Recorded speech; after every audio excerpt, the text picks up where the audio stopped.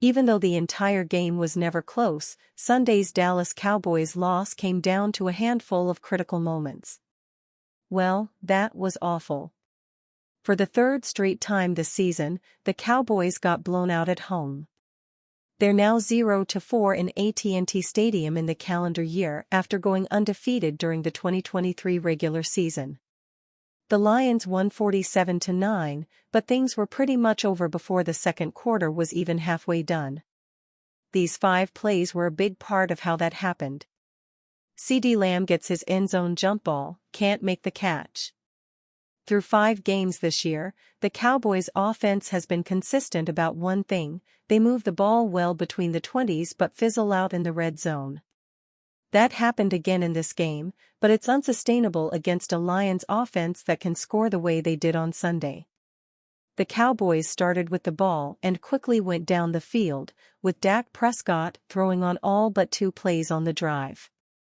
On 2nd and long just inside the red zone, Prescott launched a jump ball to CeeDee Lamb in the back corner of the end zone. Lamb was closely guarded by Carlton Davis, and the receiver was unable to rise up and go for the ball. Just a week ago, lip readers around the world united to uncover that Lamb had asked Prescott for a jump ball on the end zone interception Prescott threw. On the opening drive this week, Prescott delivered said jump ball, but Lamb was unable to beat his man and go up big at the catch point. Instead of getting a touchdown or at least drawing a pass interference penalty, the Cowboys were set up with 3rd and long, which led to them settling for a field goal. Tim Patrick bullies Amani Oruwariye for huge catch. It's hard to imagine in retrospect after giving up 47 points, but the Dallas defense was very close to forcing a 3-and-out to start this game. After the Cowboys went up 3-0, Detroit got the ball. A good run was followed by an incomplete pass, setting up 3rd and 5. That's when Jared Goff, who had all day long to throw, launched a prayer to Tim Patrick. Amani Oruwariye, a former Lions cornerback, was in coverage on Patrick and got out-muscled in coverage. Patrick skied up for the ball, perhaps showing Lamb how it's done, and came down with the ball for a 42-yard gain. Not only was this a huge, explosive play, but it extended the Lions' opening drive. If the Cowboys get any pass rush, or Oruwariye breaks up the pass, the Lions are 3-and-out and punting the ball away. Instead, they got a fresh set of downs just outside the red zone and, 2 plays later, celebrated in the end zone. Dak Prescott gets picked in the end zone. Following the Lions' touchdown drive, Dallas trailed 7-3. They came out on offense again and replicated the same success they had on the first drive, with Prescott quickly driving them down the field. They reached a 3rd down inside the 10-yard line when calamity struck. As Prescott dropped back to pass, he had Lamb running a corner route and Jalen Tolbert floating into the flat.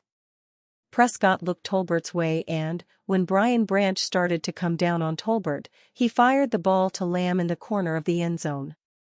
Branch then showed off his elite change of direction and managed to pick off the ball, ending yet another red zone trip for the Cowboys.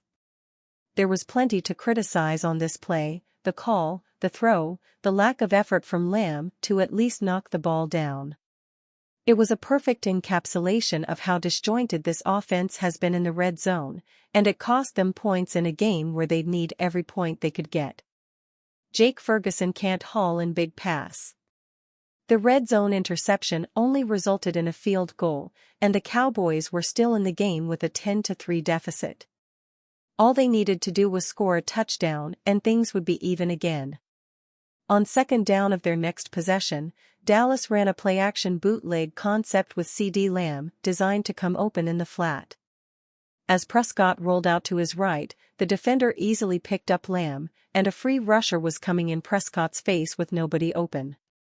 Prescott then launched the ball across his body and 20 yards downfield towards Jake Ferguson, who actually got his hands on the ball but couldn't secure it through contact. Officially, this play was recorded as a drop for Ferguson, though it would have been a difficult catch to make. Still, it's the kind of play they needed, and Prescott did well to deliver the ball in a tough spot. If Ferguson makes the catch, it's a first down and they flip the field.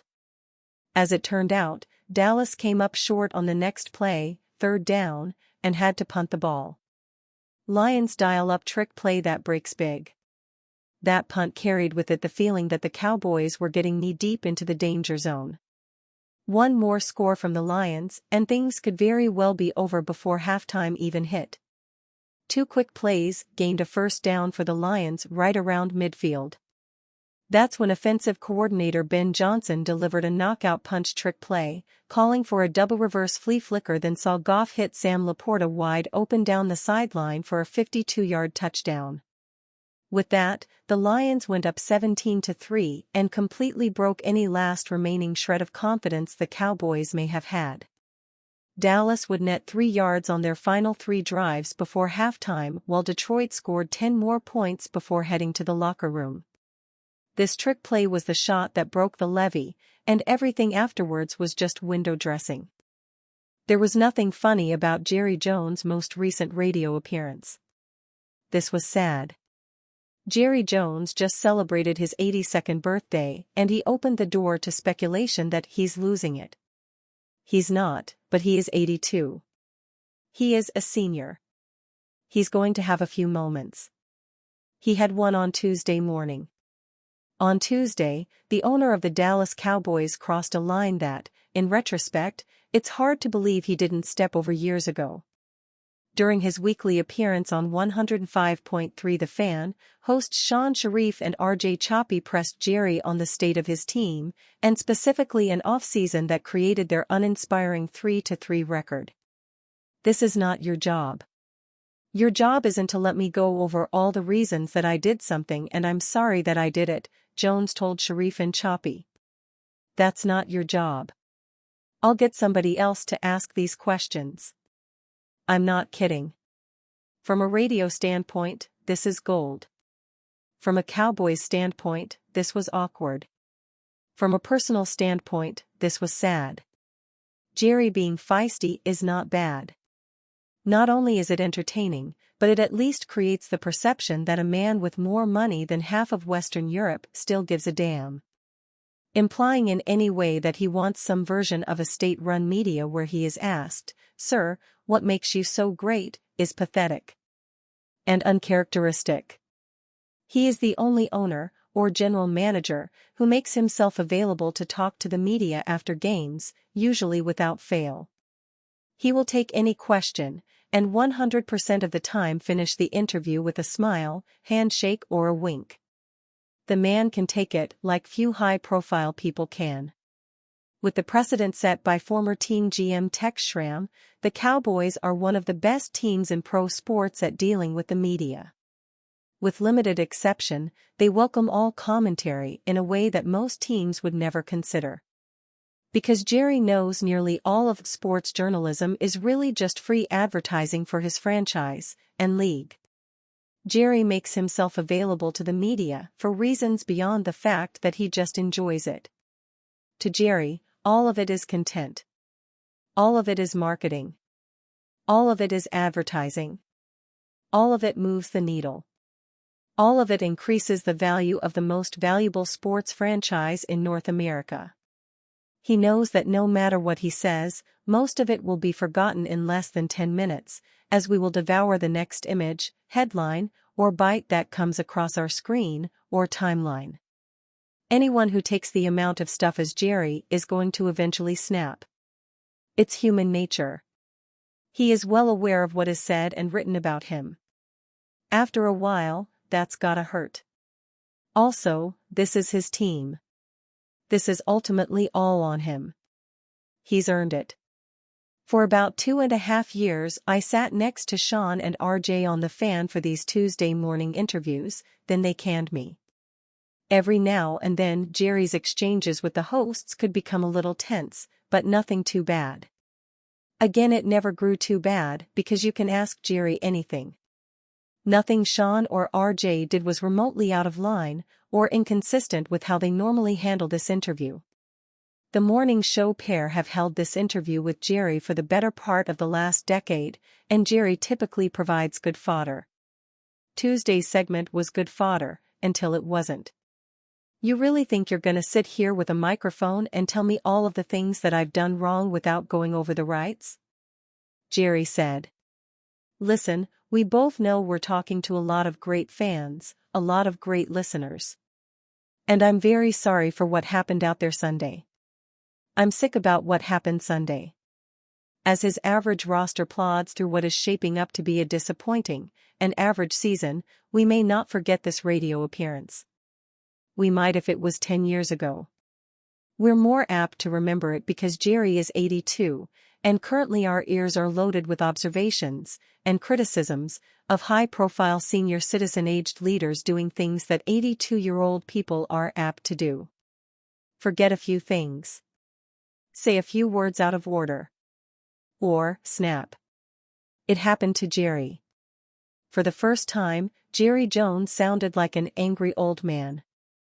Dallas Cowboys acquire star running back in massive trade proposal. The Dallas Cowboys have been off to a slow start this season to their usual standard. The team has a record of 3-3 and has not won a game at home in 2024, leaving many question marks surrounding them. One of their main issues is the lack of a rushing attack on offense, and Dallas is predicted to address that before the trade deadline. The Cowboys are predicted to sign Carolina Panthers running back Miles Sanders before the trade deadline. Sanders was a standout player back when he played with the Philadelphia Eagles his first 4 years in the NFL, and he could bring some much-needed help to Dallas. The star running back has amounted to 4,238 rushing yards and 22 touchdowns so far in his career and has rushed for over 1,000 yards in his best season. Sanders has not been a factor for the Panthers since joining the team, and he could be looking to move on to a team like the Cowboys, who has a win-now mentality. Dallas did not make any more additions this past offseason, even though owner Jerry Jones said the team was all in on getting to the Super Bowl this season. After missing out on signing key additions like Derrick Henry and Joe Mixon, signing Sanders could give the offense a much-needed boost in the run game. Do you think Dallas will sign Sanders before the deadline, or will they look to add someone else? Please go and follow me on Twitter at TaylorHartmayNFL for more NFL news and updates. If you have any further personal questions or comments for Taylor, connect with him on LinkedIn. For more articles on the NFL, go to this site here.